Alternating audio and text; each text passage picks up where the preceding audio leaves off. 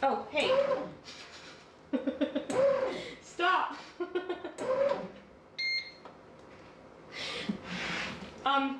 It actually is really helpful if you put the bread stuff in before you start the bread machine. Yeah, okay, we're all on this. Now, start.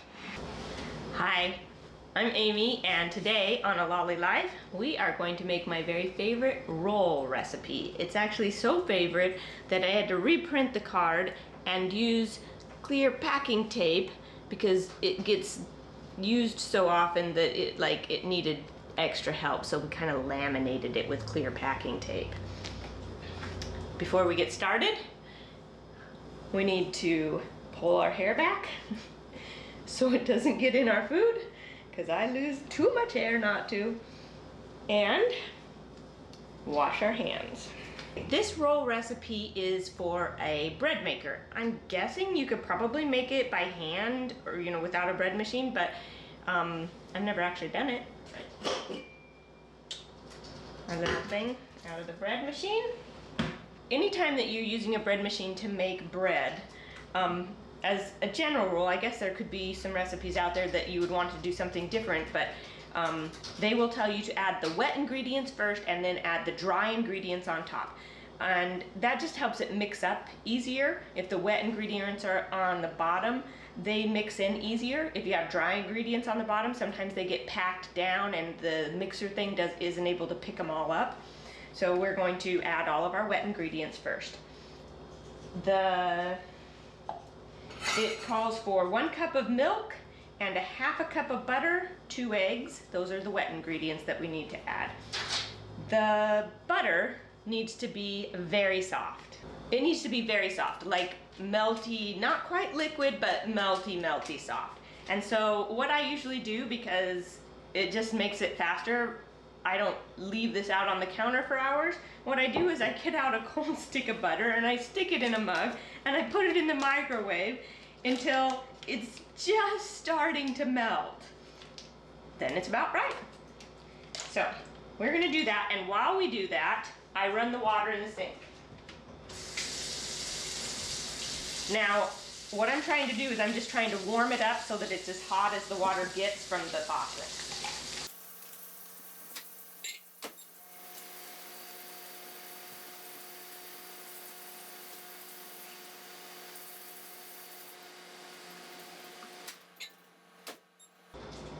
Okay, that was a little extra time in the microwave, but that's okay.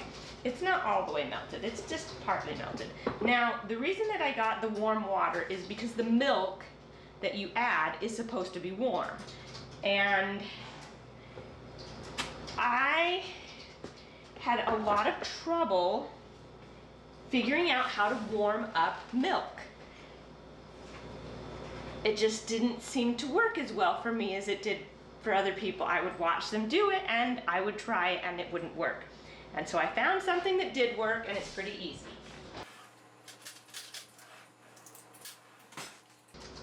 While we do not actually use powdered milk to drink or in our cereal or anything like that, powdered milk is a kind of a good essential to have in your pantry, just in case, that kind of thing.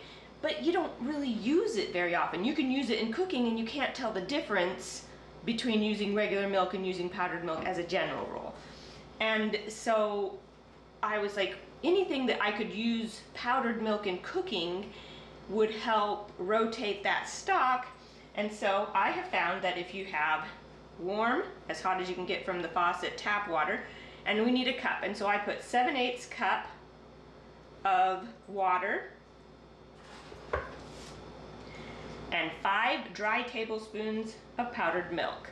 And I kind of wrote that on the back. That's pretty standard. I suppose you could check your powdered milk and see if it's different, but that's the standard.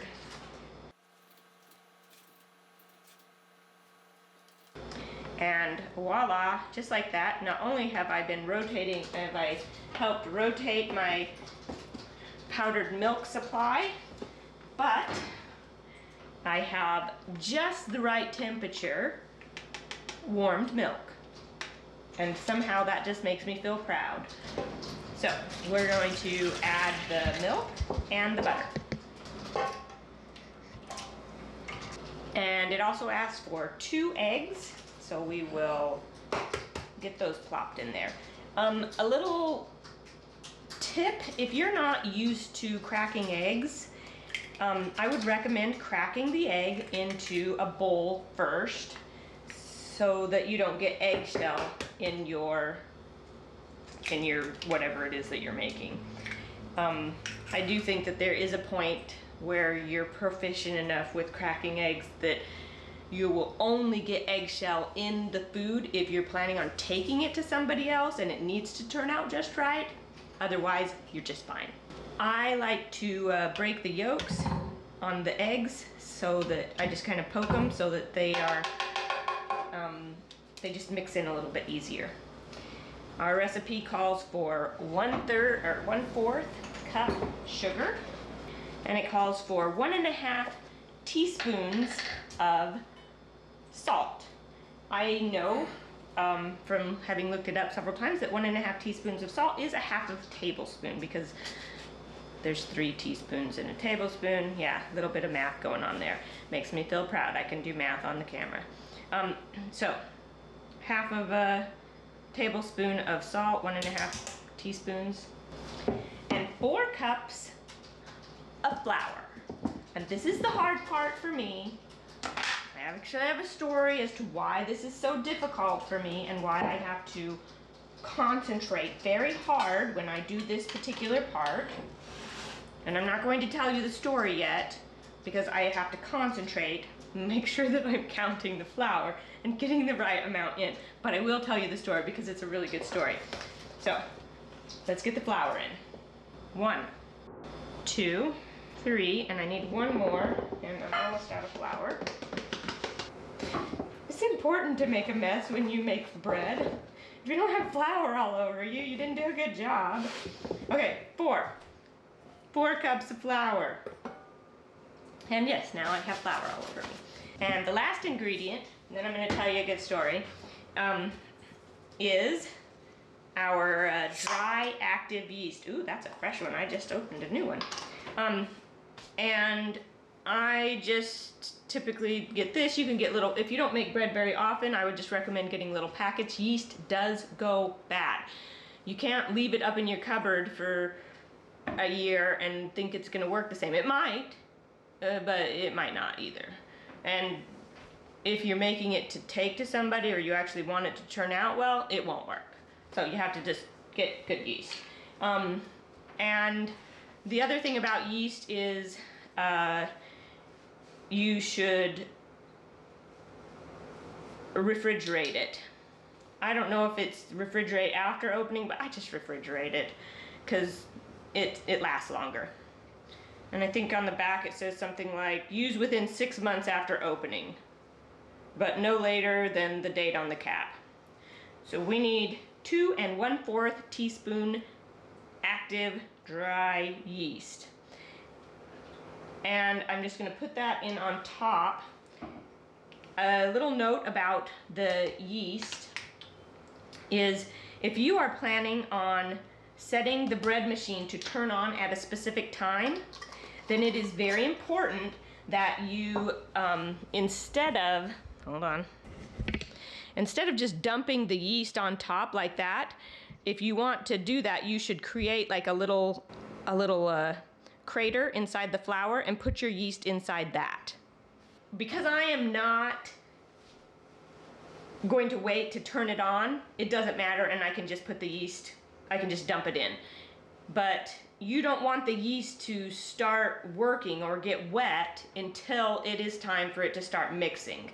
And so that's why if you wanted to set your bread machine to turn on at a later time, you need to make sure that your yeast is like in a little crater inside your flour so that it's like protected from all the wet and it won't get wet until the time that you want to turn it on. We have all the ingredients in there. Plug in the bread machine. We are going to use the dough setting because, well, they're rolls and the bread machine doesn't actually make rolls. I know that 9 is the dough setting.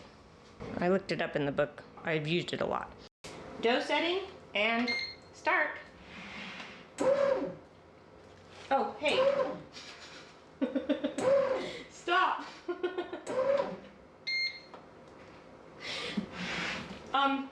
It actually is really helpful if you put the bread stuff in before you start the bread machine. Yeah, okay, we're all on this. Now, start. Woohoo! Huh, that was crisis averted. Why it is that I have to concentrate completely on how many cups of flour I put in when I put the flour in just stems back to like this traumatic event from my childhood. I say that with like a wink and a nod because it wasn't like super traumatic, but it was bothersome. Anyway, I was about 12 years old, and it was the first time that I had been asked to make bread by myself. And I think my mom was out of town for some reason. My dad was at work, and he had told me that day, it's your turn to make bread. You need to make some bread today. And I wasn't really too concerned about it because I'd made bread before with my parents, you know, several times. And so I thought, okay, I got this. I pulled out the recipe book and I started, you know, putting all the ingredients in, and I lost count of the flour when I was putting the flour in. And I couldn't remember how many cups of flour I had put in. And so I realized that I had definitely counted incorrectly when I got to mixing the dough up. Now, obviously, we did not have a bread machine. This was way back in the olden days. You definitely had to do it all by hand. So I'm mixing it up, and it's just super, super sticky. And I thought, that's okay. My mom told me if the dough's too sticky, all you have to do is add more flour. So I added a little bit more flour, and then I put a little bit on the counter because I was gonna put it out on the counter and start kneading it.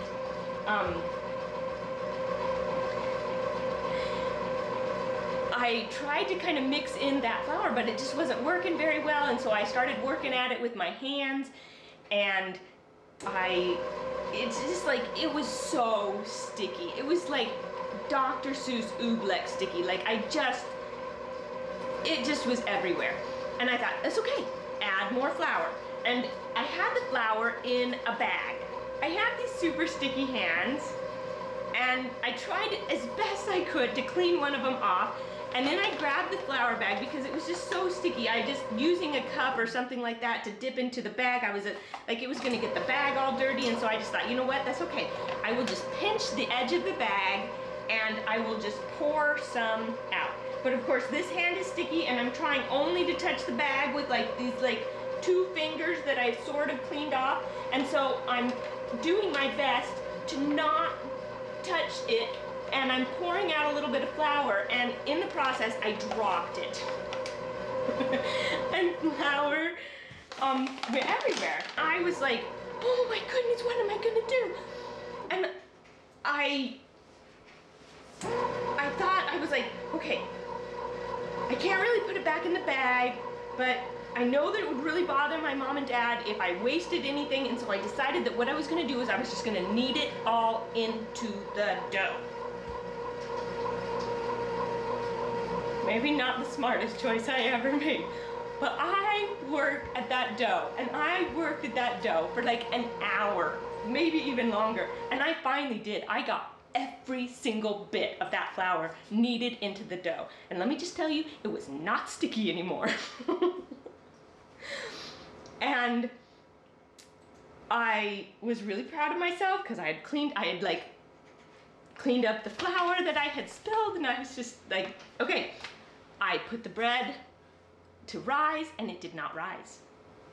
And I thought to myself, well, it probably just wasn't in a warm enough spot, and it'll rise while I cook it. So I put it in the oven, and I added a little extra time to the timer because it hadn't risen, and I wanted to give it time to rise in the oven. And so it didn't rise in the oven either. Yeah, this is not actually how bread rising works. Yeah. But for my 12-year-old mind, it seemed like a really reasonable way to take, to do this.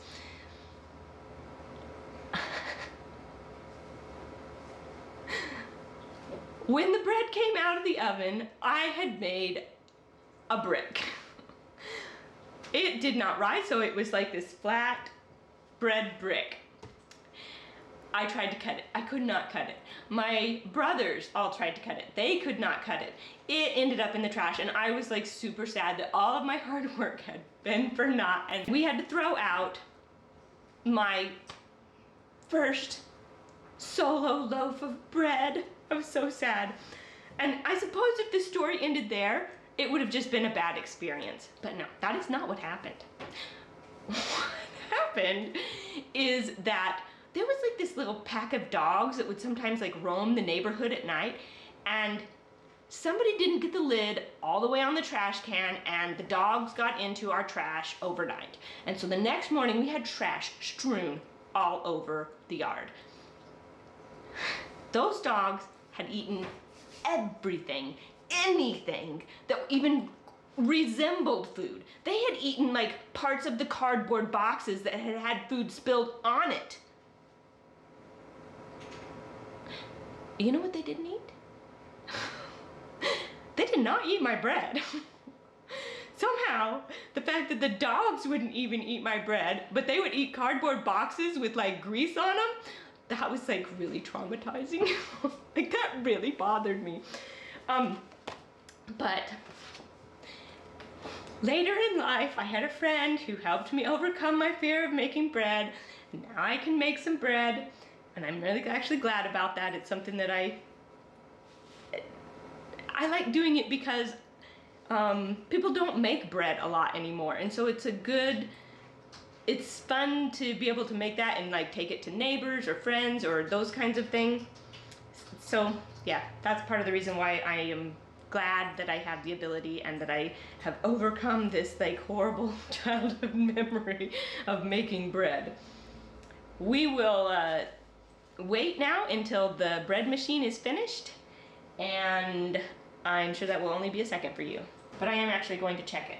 This is the reason that I check it. If you look in here, it didn't catch everything. And I actually really love this bread machine, but I do have to check it to make sure that it catches everything. Sometimes it's really good and sometimes it's not as good. This obviously was a not as good moment.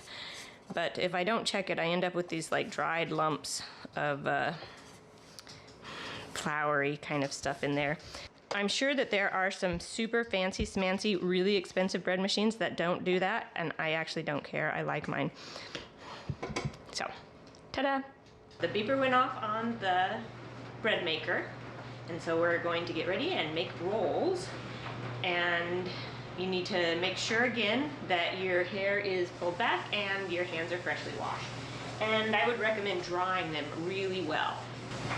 I waited just a little too long and it stuck to the lid, but that's okay. You kind of punch it down, it'll sink in. I think it's too late. And lift it out. Now when I lift it out, you see that spot in the bottom? It has a little beater that now is stuck in here. And so we will pull that beater out and set it to the side to wash. We need to make this into 24 rolls because that's what will fit into a 9x13 pan. I'm going to go ahead and spray the 9x13 pan, and when I spray it, I want to make sure that I get the sides very well as the bottom.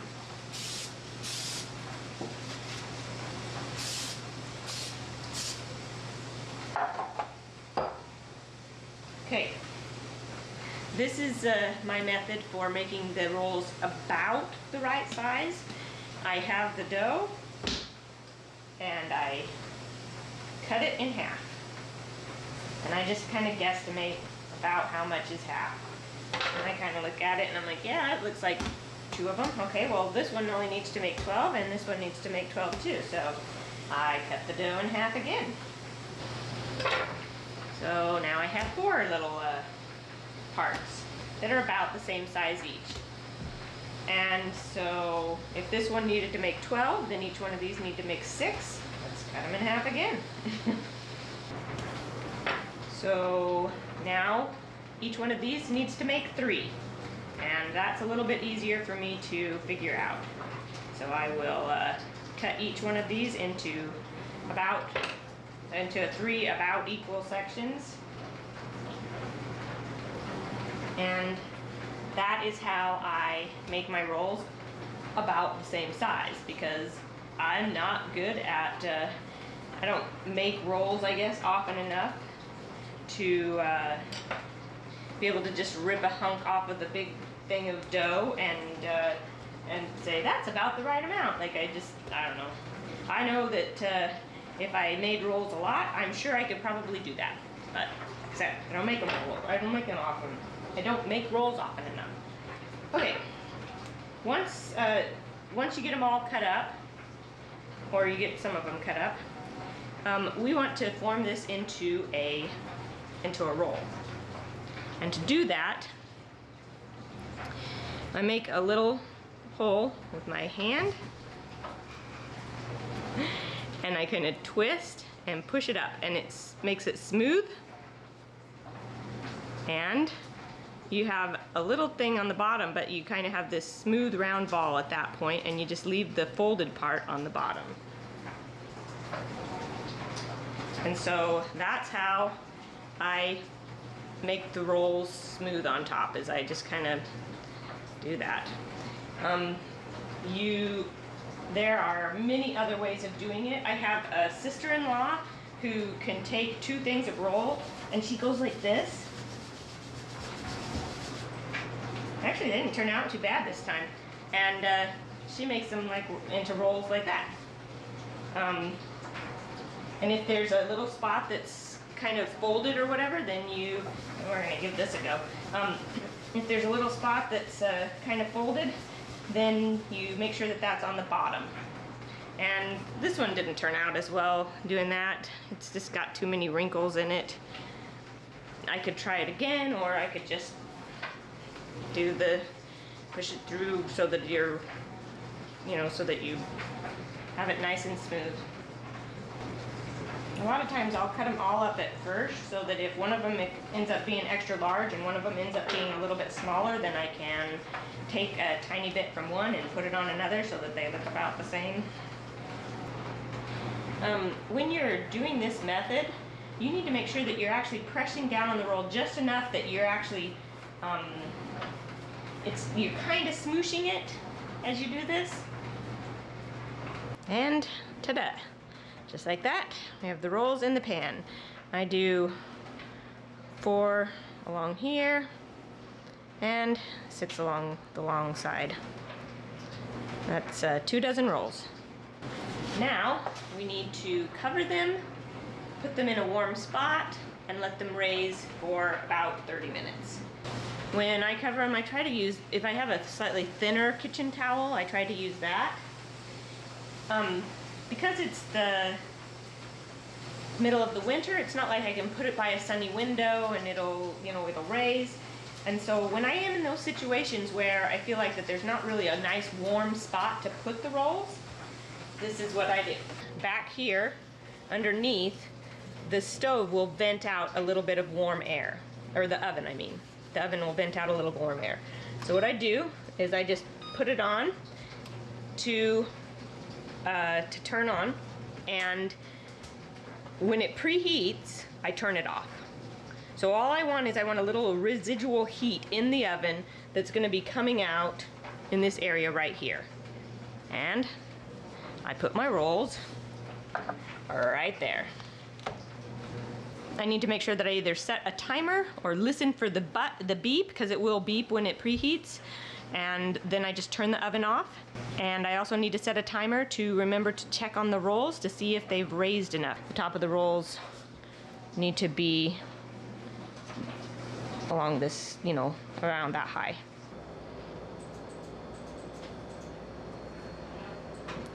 They look good. You can see that they're just over the top of the thing. So they rose nicely. We will turn on the oven to preheat to 350. And as soon as it's preheated, we'll stick them in. Okay, the oven's preheated. Let's put them in.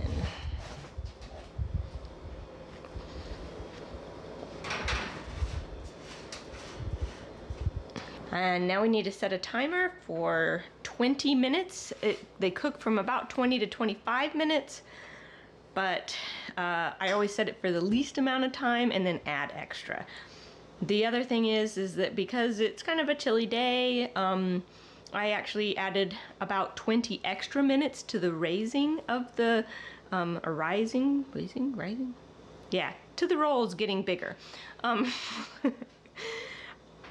Usually it takes about a half an hour, but during the summer there's been times, you know, when it's nice and warm out or whatever, and I was able to get a nice warm spot where it's only taken 15 to 20 minutes. And during the winter sometimes it can take almost an hour. So that's something that you probably should take into consideration as you're making it, that there is a rather large variation in time when it comes to the rolls raising. Okay, the timer just went off. Let's see, they look awesome. Let's turn this off. Okay, they look amazing. Dun dun dun, in all their yummy yeasty glory.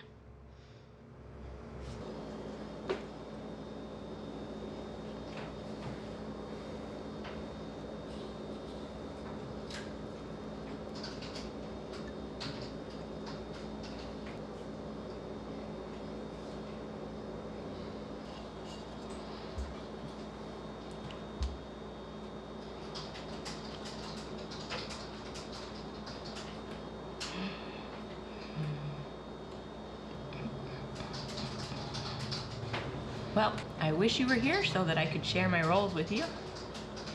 But since you're not, I'll see you next time on A Lolly Life.